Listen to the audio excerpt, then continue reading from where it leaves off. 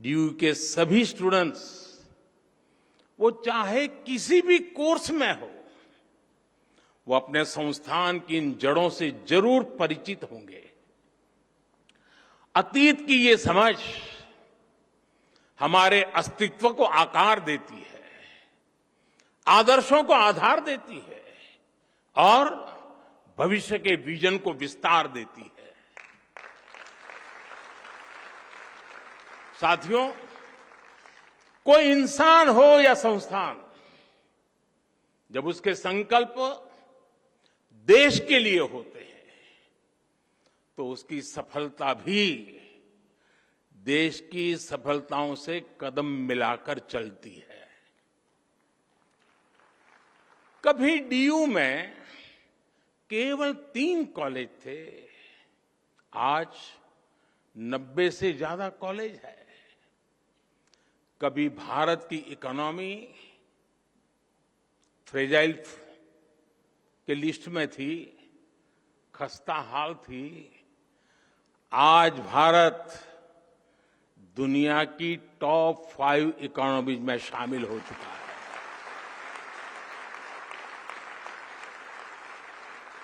आज डीयू में पढ़ने वाले लड़कों की तुलना में लड़कियों की संख्या ज्यादा हो गई है। इसी तरह देश में भी जेंडर रेशियो में काफी सुधार आया है।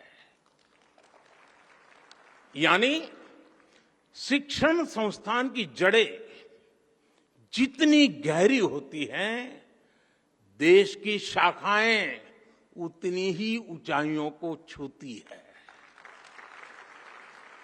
और इसलिए भविष्य के लिए भी यूनिवर्सिटी और देश के संकल्पों में एक रूपता होनी चाहिए, इंटरकनेक्शन होना चाहिए।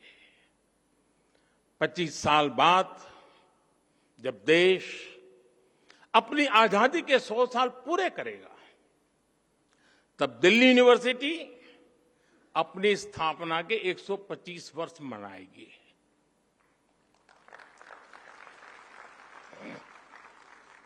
तब लक्ष्य था भारत की स्वतंत्रता। अब हमारा लक्ष्य है 2047 तक विकसित भारत का निर्माण।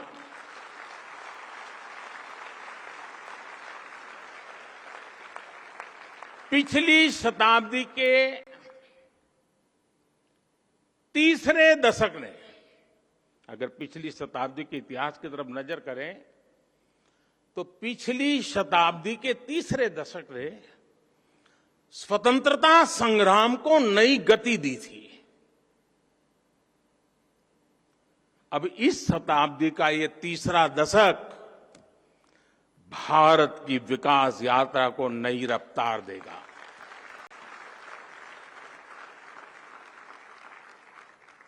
आज देश भर में बड़ी संख्या में यूनिवर्सिटी, कॉलेज बनाए जा रहे हैं। पिछले कुछ वर्षों में आईआईटी, आईआईएम, एनआईटी और एम्स जैसी संस्थाओं की संख्या में लगातार बढ़ोतरी हुई है। ये सभी इंस्टीट्यूट्स न्यू इंडिया के बिल्डिंग ब्लॉक्स बन रहे हैं। साथियों, शिक्षा सिर्फ सिखाने की प्रक्रिया नहीं है, बल्कि ये सीखने की भी प्रक्रिया है।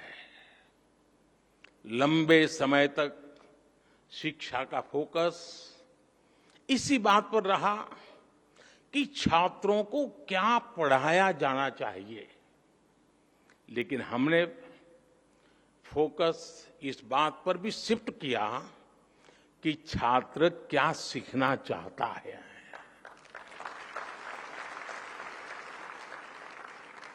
आप सभी के कलेक्टिव एफर्ट से नई राष्ट्रीय शिक्षा नीति तैयार हुई है। अब छात्रों को यह बड़ी सुविधा मिली है कि वो अपनी इच्छा से अपनी पसंद के विषयों का चुनाव कर सकते हैं। शिक्षण संस्थाओं की क्वालिटी बेहतर बनाने के लिए भी हम लगातार काम कर रहे हैं। इन इंस्टीट्यूट्स को कॉम्पिटिटिव बनाने के लिए हम नेशनल इंस्टीट्यूशनल रैंकिंग फ्रेमवर्क लेकर आए हैं। इससे देश भर के इंस्टीट्यूशंस को एक मोटिवेशन मिल रहा है। हमने संस्थाओं की स्वायत्तता को क्वालिटी ऑफ एजुकेशन से भी जोड़ा है। जितना बेहतर संस्थाओं का प्रदर्शन होगा, उतनी ही उन्हें स्वायत्तता मिल रही है। साथियों, शिक्षा की फ्यूचरिस्टिक नीतियां और निर्णयों का परिणाम है कि आज इंडियन यूनिवर्सिटी की ग्लोबल पहचान बढ़ रही है। 2014 में क्यूएस वर्ल्ड रैंकिंग में केवल 12 इंडियन यूनिवर्सिटीज होती थी। 2014 में 12 यूनिवर्सिटीज, लेकिन आज ये संख्या 45 हो गई है। हमारे एजुकेशन इंस्टीट्यूट्स दुनिया में अपनी अलग पहचान बना रहे हैं। हमारे संस्थान quality education, student faculty ratio और रेपुटेशन सब में तेजी से सुधार कर रही है। और साथियों, आप जानते हैं, इन सब के पीछे सबसे बड़ी गाइडिंग फोर्स कौन सी काम कर रही है? ये गाइडिंग फोर्स है भारत की युवा शक्ति। इस हॉल में बैठे ही हुए मेरे युवाओं की शक्ति। साथियों, एक समय था जब स्टूडेंट्स किसी इंस्टीट्यूट में एडमिशन लेने से पहले सिर्फ प्लेसमेंट को ही प्राथमिकता देते थे। यानी एडमिशन का मतलब डिग्री और डिग्री का मतलब नौकरी। शिक्षा यहीं तक सीमित हो गई थी। लेकिन आज युवा जिंदगी को इसमें बांधना नहीं चाहता। वो कुछ नया करना चाहता है, अपनी लकीर खुद खींचना चाहता है। 2014 से पहले भारत में सिर्फ कुछ 100 स्टार्टअप्स थे।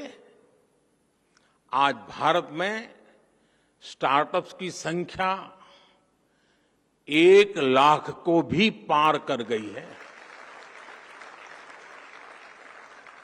2014-15 की तुलना में आज 40% से ज्यादा पेटेंट फाइल हो रहे हैं। जो पेटेंट जारी हो रहे हैं, उनमें भी 5 गुना का इजाफा हुआ है।